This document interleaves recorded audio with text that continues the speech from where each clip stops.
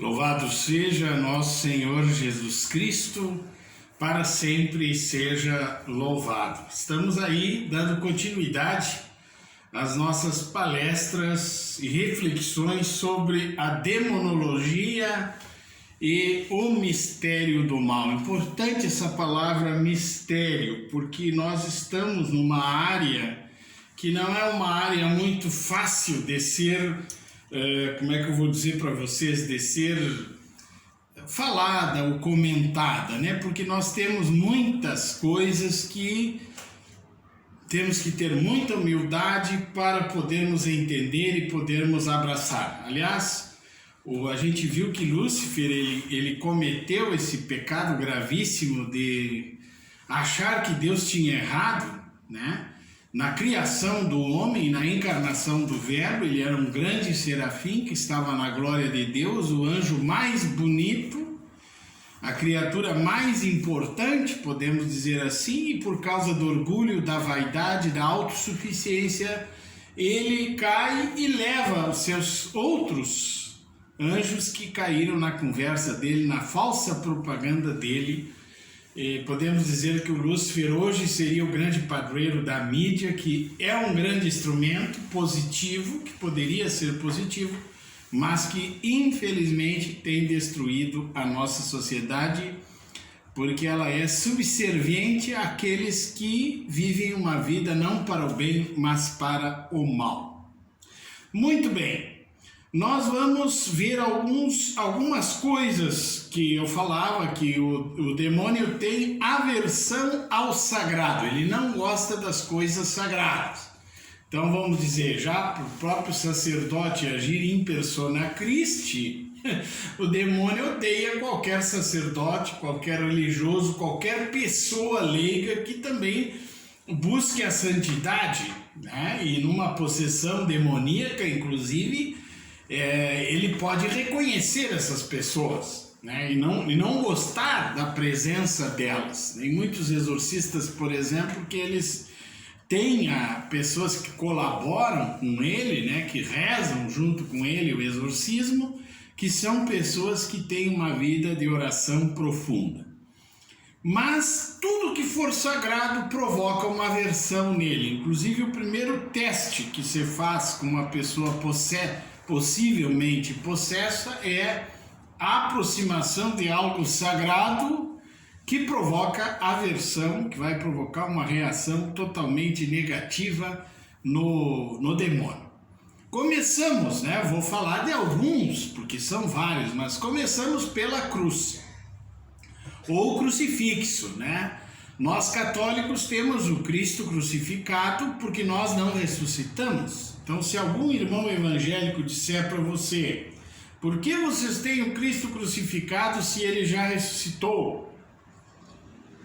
E você vai dizer, Cristo ressuscitou, mas eu ainda não ressuscitei e preciso ver qual é o caminho da minha futura ressurreição. Então, nós olhamos para o Cristo crucificado.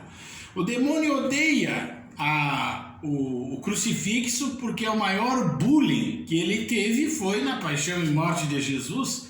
Aliás, a paixão e morte, ele parecia ter uma grande vitória, ter alcançado uma grande vitória com a possível derrota de Jesus, vamos dizer assim. Quando Jesus ressuscita, então o sofrimento da cruz para o demônio é a pior coisa que possa existir. Então, normalmente, os exorcistas têm crucifixos que são mais abençoados, protegidos, ungidos, até abençoados pelo bispo ou com alguma relíquia de algum santo, porque os demônios odeiam também os santos e as relíquias dos santos.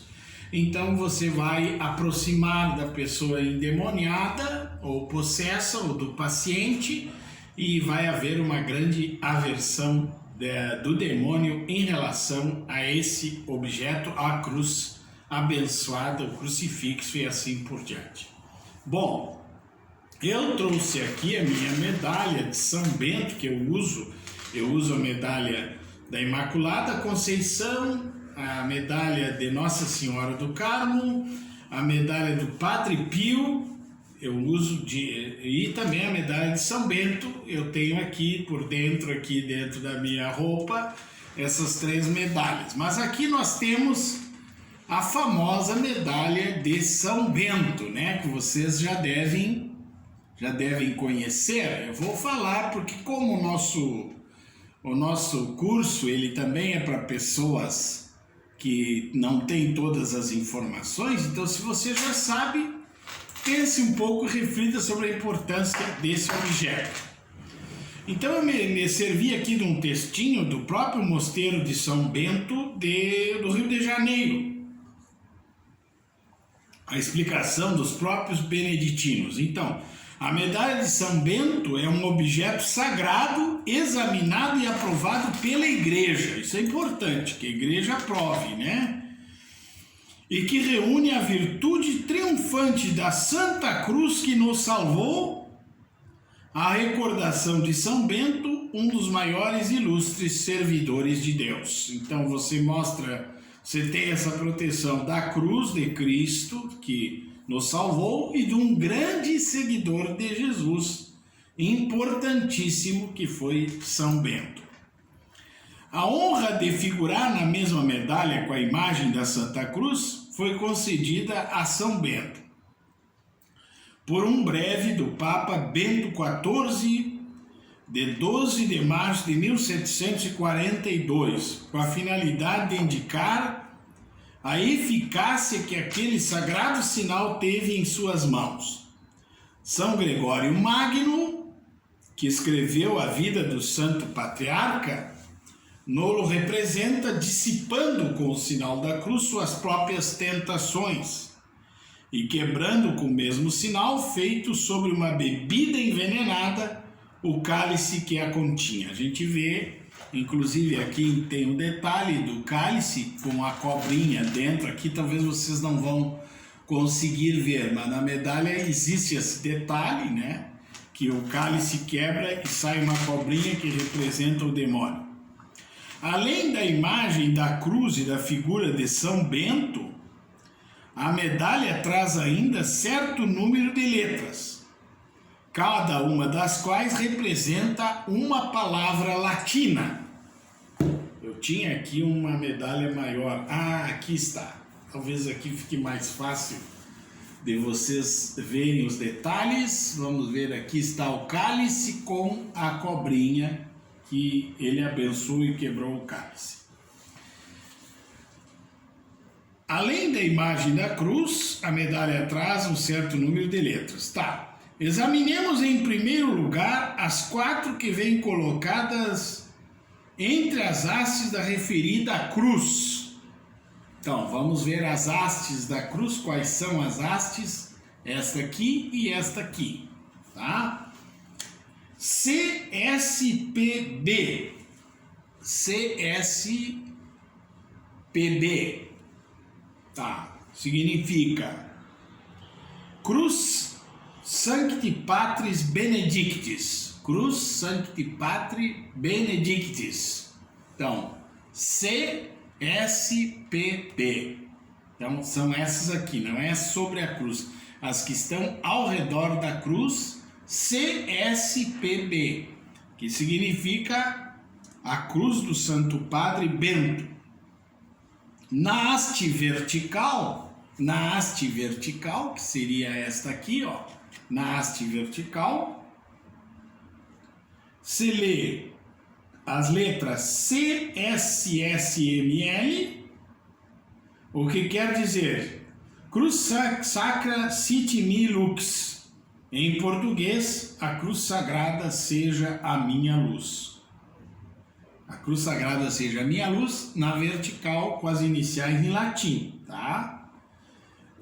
Na haste horizontal, ou seja, aqui, na haste horizontal da cruz, nós temos em latim as letras N, D, S, N, D, o que significa Non Draco Sit Mi Dux, em português, que o dragão não seja o meu guia, não seja o dragão o meu guia. Reunindo-se essas duas linhas, forma-se um verso latino, pelo qual o cristão exprime sua confiança na Santa Cruz e sua resistência ao jugo que o demônio lhe quer impor. Então tem todo esse sentido. A gente sabe que o demônio ele quer nos escravizar, né? Ele quer nos escravizar. Então aqui nós temos essa espécie de ejaculatória que a gente pode rezar várias vezes para nós sermos defendidos dele, né? Ao redor da medalha existe uma inscrição mais extensa, como vocês veem aqui no azul, ó, tá? Aqui no azul nós temos uma inscrição mais extensa, a qual em primeiro lugar representa o Santíssimo Nome de Jesus, expresso pelo monograma conhecido Jesus Hominum Soter, Jesus Salvador dos Homens. Então, Jesus Salvador dos Homens. Esse aí ele é muito usado, inclusive começou os jesuítas usavam. A fé e a experiência nos certificam a onipotência desse nome divino, o nome de Jesus. Vem depois, em sentido horário, as seguintes letras. Então, agora sim, essas letras em sentido horário. VRSNSMVSMQLIVB. Essas iniciais representam os dois versos que seguem. Vade retro satana, nunc suade mia vana. Sunt mala quilibas ipsi venenas bibas. Em português. Retira-te, Satanás. Nunca me aconselhes coisas vãs, é mal o que tu me ofereces. Bebe tu mesmo dos teus venenos. Bebe tu mesmo dos teus venenos. Bom, o documento mais antigo contendo as inscrições da medalha data do século XV, muito posterior a São Bento, muito posterior a ele. A devoção à medalha provavelmente teve origem no território da atual Alemanha e começou a se difundir a partir do século XVII. O uso da medalha, como visto acima, é aprovado pelo magistério da Igreja desde o século XVIII. Trata-se, portanto, de um sacramental, ou seja, um sinal sagrado, pelo qual são santificadas as diversas circunstâncias da vida. O cristão não deve pensar que o simples uso de um sacramental, tal como a medalha de São Bento, é suficiente para afastar todos os assaltos do inimigo ou outros males físicos e espirituais. Como sinal sagrado, o sacramental existe para ser um poderoso auxílio, a fim de que, tendo sempre à vista, lembremos-nos de Deus, da necessidade de levar uma vida de caridade e oração e da frequência aos sacramentos da Igreja, sobretudo ao sacramento da penitência e da Eucaristia. Usar a medalha de São Bento deve nos recordar ainda a intercessão contínua desse grande santo por todos nós. Agindo assim, estaremos afastando toda a mentalidade mágica e supersticiosa que ronda e deturpa o sentido verdadeiro dos sacramentais da Igreja. Então, ela é uma proteção especialíssima, né, contra o demônio, e quando nós estamos revestidos dessa proteção, aqui também no outro lado vem a imagem de São Bento, como eu disse para vocês, e aquela espécie de ejaculatória toda escrita ao redor da cruz. Os exorcistas todos recomendam o uso contínuo da medalha para essa proteção contra o mal. Tá? Então, se vocês puderem adquirir uma medalha, adquiram. E está previsto uma bênção especial, um exorcismo especial que pode ser dado à medalha, né? Então aqui nós temos a fórmula, ó, de bênção e proteção da medalha de São Bento. Aqui vem toda uma espécie de um rito, né, que a gente abençoa essa medalha para que quem usar seja especialmente protegido por ela. Outro sacramental muito importante, que hoje até mesmo está um pouquinho na moda, mas eu acho que é uma moda em que as pessoas não sabem o motivo, que é o Santo Escapulário de Nossa Senhora do Carmo. Nós temos a tradição, os carmelitas, e Nossa Senhora apareceu para São Simão Stock, né, apresentando a parte do hábito que eles usavam, que era o escapulário do hábito, dizendo que era a proteção especialíssima dela. Depois a igreja aprova até mesmo aquele privilégio sabatino de que quem morrer o Santo Escapulário no sábado, a Santíssima Virgem levará para o céu. É uma confraria, vamos dizer assim. Todos que usam o escapulário rezam 3 Ave-Marias pelo Santo Padre, pela salvação das almas do purgatório, né? E também por todos que usam o escapulário. Então, se você está com o escapulário, você está recebendo orações também no mundo inteiro. A primeira vez quem coloca o escapulário é o diácono, o padre ou o bispo, que é uma imposição especial, por ser um sacramental, né? E depois, então, se você perdeu aquele escapulário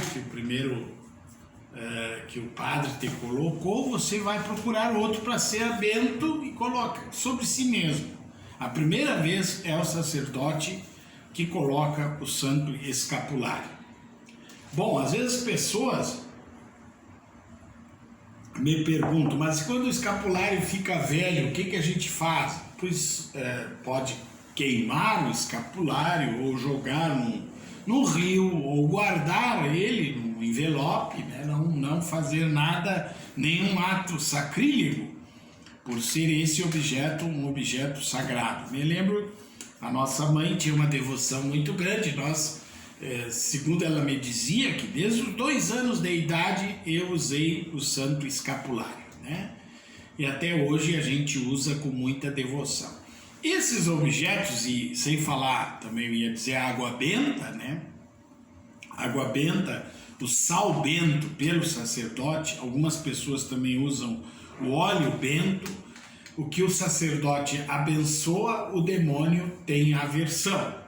É automático, por ser sagrado. Por que ele tem aversão? Ele não tem aversão do objeto em si. Ele tem aversão do que esse objeto representa. Entendeu? Então, por isso, uma imagem de um santo abençoado, uma imagem de Nossa Senhora abençoada que você tem, o Sagrado Coração de Jesus entronizado, ou também Jesus da Misericórdia, tudo isso são bênçãos que você tem dentro da sua casa e que vão evitar que o demônio faça suas artimanhas, vamos dizer assim, prejudicando, querendo fazer alguma coisa errada. Eu chamo muita atenção, pessoal, sobre essas falsas religiões que as pessoas às vezes vão enganadas e tem uma grande contaminação, né? Quem faz a feitiçaria está contaminado, que ele é um instrumento do mal para aquela pessoa. Quem recebe aquele feitiço também está contaminado, o intermediário está contaminado e todas as pessoas que estão dentro desse ambiente estão contaminadas também. E quando eu falo em contaminação, é no sentido que você abriu uma porta para o demônio entrar na sua vida. É como se eu livremente, se eu uso esses objetos, se eu rezo, me confesso, vou à missa, estou sempre me armando contra ele, é mais difícil dele vir. Agora, se eu abro espaço, se eu assisto um filme, por exemplo, muito pesado, às vezes esses filmes de terror tem que ter um certo cuidado com eles. Alguns exorcistas não recomendam esses filmes, porque eles também podem se tornar uma porta de acesso do mal, né? Que ele pode vir também fazer as coisas que ele quer fazer. Claro, nós estamos lidando com algo muito misterioso, pessoal. Não é uma coisa fácil. Não é uma coisa fácil. E não é matemático também, porque Deus permite a ação demoníaca para a nossa santificação. Mas o plano de Deus, ele é um plano misterioso. Nós muitas vezes não sabemos.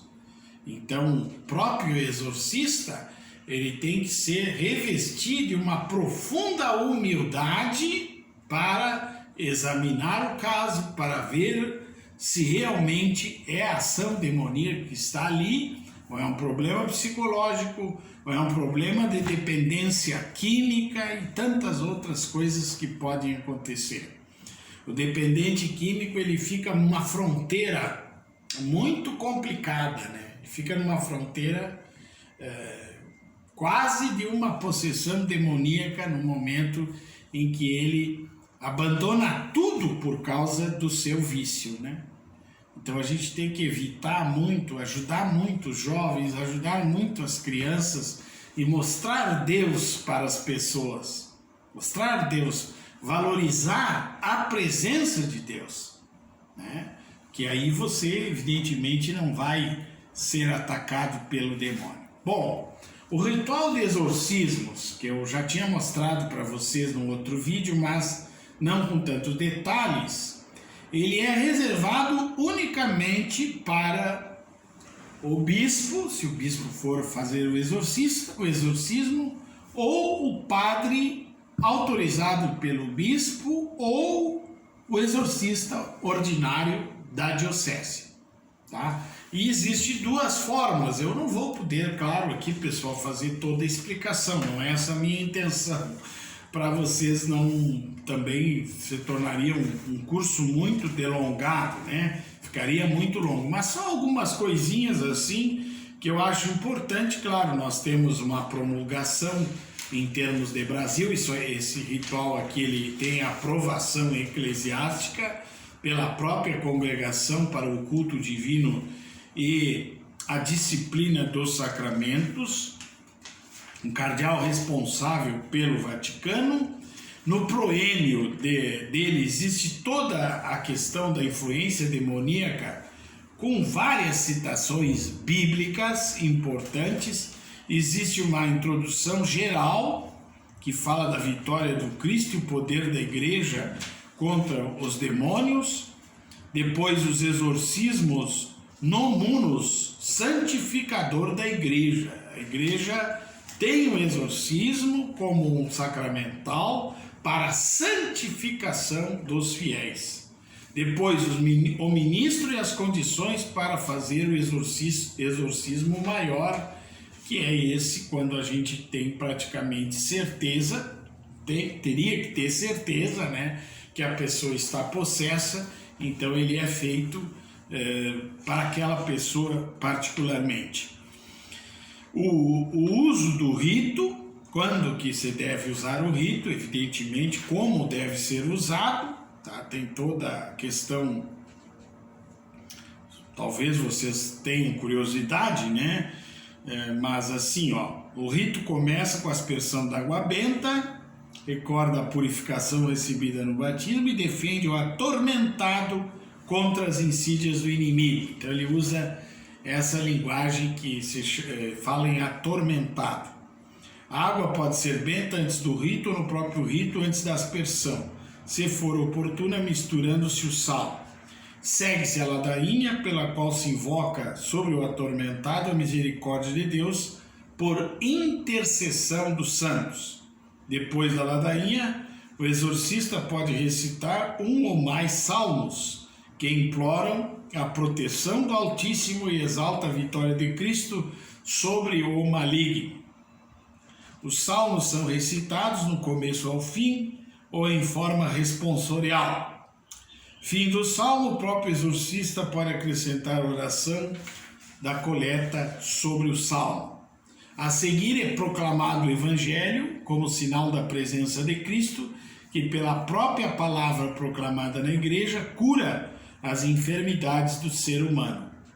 Depois, o exorcista impõe as mãos sobre o atormentado, invocando assim a força do Espírito Santo para que o diabo saia dele, que pelo batismo foi feito templo de Deus. Ao mesmo tempo, pode soprar sobre a face do atormentado. Então recita-se o creio ou se renovam as promessas batismais da fé com a renúncia a Satanás. Segue-se o Pai Nosso para implorar que Deus nosso Pai nos livre do mal. Feito isso, o exorcista mostra ao atormentado a cruz do Senhor, que é fonte de toda a bênção e graça, e traça o sinal da cruz sobre ele, indicando o poder de Cristo sobre o diabo. Por fim, diz a fórmula deprecativa pela qual se pede a Deus e também a fórmula imperativa pela qual, em nome de Cristo, o diabo é diretamente esconjurado a sair do atormentado. Não se use a forma imperativa a não ser depois da forma deprecativa. Então tem duas fórmulas. Se na deprecativa a pessoa já voltou ao estado normal, você fica por ali. Se ainda você percebe que existe característica da ação demoníaca naquela pessoa, então você vai fazer a forma imperativa, que é o mando do sacerdote em relação ao demônio. Se for necessário, tudo isso deve ser repetido, seja na mesma celebração, observando que se anota abaixo, número 34, seja em outra ocasião, até que o atormentado seja totalmente livre. Se conclui o rito com um canto de ação de graças, a oração e a bênção. E aqui existem então as orações todas, né, que são muito interessantes, todas relacionadas com a libertação da pessoa, né, que está atormentada. Eu gostei mais desse termo atormentado, eu não me lembrava muito, né? Quando o sacerdote impõe as mãos sobre o atormentado, ele diz: Senhor, venha até nós a vossa misericórdia, porque em vós nós esperamos. E aí o povo, as pessoas, o padre: Senhor, tende piedade de nós. Enviai o vosso Espírito e tudo será criado, e renovareis a face da terra. Promessas do batismo, a recitação do creio. Pessoal, a oração do creio ela é muito importante no momento que uma pessoa está com qualquer problema. Tanto o creio como a salve rainha é muito importante. Aí tem a fórmula deprecativa, que é você pede pela pessoa, e a imperativa, que então o exorcista vai dirigir-se ao demônio. E ele diz: eu te conjuro, Satanás, inimigo da salvação e do gênero humano. Reconhece a justiça e a bondade de Deus Pai, que condenou tua soberba e inveja, com justo juízo. Afasta-te desse servo ou serva de Deus, aí se diz o nome da pessoa. O nome é importante porque foi com esse nome que a pessoa foi batizada, então é importante. Que o Senhor criou a sua imagem, agraciou com seus benefícios e a sua bondade adotou como filho ou filha. Eu te esconjuro, essa palavra é importante, eu te esconjuro, Satanás, príncipe desse mundo. Reconhece o poder e a força de Jesus Cristo, que te venceu no deserto, te superou no horto e te despojou na cruz. E ressurgindo do sepulcro, transferiu teus troféus para o reino da luz. Retira-se dessa criatura, aí que você fala novamente o nome. Que ao nascer Jesus Cristo fez seu irmão e ao morrer conquistou o seu sangue. Última esconjuração ou o ato de exorcismo. Eu te conjuro, Satanás, enganador do gênero humano. Reconhece o Espírito da verdade e da graça que repele as tuas ciladas e confunde as tuas mentiras. Sai dessa criatura de Deus, aí diz o nome, que ele marcou com um sigilo divino. Afasta-se desse homem ou dessa mulher, a quem Deus tornou um templo santo com uma unção espiritual. É bastante forte, né? As três. Uma é referência a Deus Pai, outra esconjuração a Deus Filho, e a terceira esconjuração é ao Espírito Santo. Tá? E aí é encerrada a parte forte: afasta-te, pois, Satanás, em nome do Pai, e o Padre faz um sinal da cruz, do Filho e do Espírito Santo. Afasta-te pela fé e pela oração da igreja. Afasta-te pelo sinal da cruz de nosso Senhor Jesus Cristo, que vive e reina para sempre. Então, pode-se acrescentar também outras orações. Existe o rito antigo, que é antes do Concílio Vaticano, que alguns exorcistas usam. O Padre Amorte usava o antigo rito, mas o importante é que a ação do sacramental, do exorcismo, ela é feita em nome da Santa Igreja, não é em nome da pessoa, porque às vezes a gente pode se confundir e o demônio é muito audaz, ele vai criticar e vai dizer: o que tu está querendo aí? E o demônio, ele entra numa luta, né? Numa luta espiritual com o exorcista. E muito farsante, ele pode mentir, ele pode materializar coisas, cabelos, fetos humanos, pregos, ele pode, aranhas, bichos, fazer que saia pela boca no momento do exorcismo, fezes, tudo isso e muito mais, né? O pessoal que assistiu aquele filme Exorcista, existem casos bem piores do que aquele. Naquele filme nós temos uma vexação unida à possessão, né? O corpo da menina é todo machucado e transformado, enquanto o demônio está dentro do corpo daquela pessoa. Nós vamos, na próxima colocação, ouvir assim, umas coisas sobre o exorcismo, né? Católico, em 21 pontos, mas eu praticamente acredito que na próxima colocação nós vamos encerrar. Não é que vai encerrar todo o assunto, né, pessoal? Você sabe que esse tema é um tema muito longo, mas vocês devem ter percebido a importância dele para a nossa vida de virtude, para nós seguirmos Jesus Cristo. Não é para ter medo do demônio.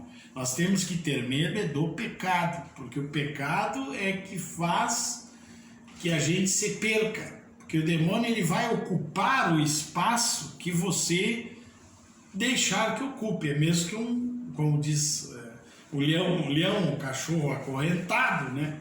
Ele vem conforme o espaço que ele tem. Você sabe, ele tem um pitbull preso, uma corrente de 2 metros, você não vai ficar 1,80 m do espaço da corrente que ele vai te morder, né? Então, nosso curso aqui, as nossas informações, elas têm esse sentido, quer dizer, o ideal nosso é viver na graça de Deus, né? O demônio apareceu para Santa Teresinha no jardim e fugiu dela. Fugiu desesperado. Por quê? Porque ela estava em estado de graça, de total obediência a Deus. E a gente deve se perguntar: eu estou em estado de graça nesse momento? Se eu não estou em estado de graça, vou procurar um sacerdote, fazer um bom exame de consciência e vou me confessar, para não deixar espaço para que o inimigo possa entrar na minha vida e fazer que eu, então, obedeça a ele em vez de obedecer a Deus. E esse é o ponto fundamental. E evitar muito essas bruxarias. As filhas adolescentes, a gente tem pegado muito isso. Meninas adolescentes que se envolvem com bruxaria, não sei por que, acham uma curiosidade, acham que aquilo ali é uma coisa boa. Não deixe. Se aconteceu, leve para o sacerdote, nem que não seja exorcista, dá uma bênção para esta menina, leve para a catequese, mostre a verdade. Hoje nós temos vários palestrantes, graças a Deus, na internet, que podem informar sobre a ação demoníaca e o benefício da igreja, porque o grande problema é que falam mal da igreja e a igreja é o grande meio da nossa salvação, aquilo que está na igreja, especialmente para os jovens e para os nossos adolescentes.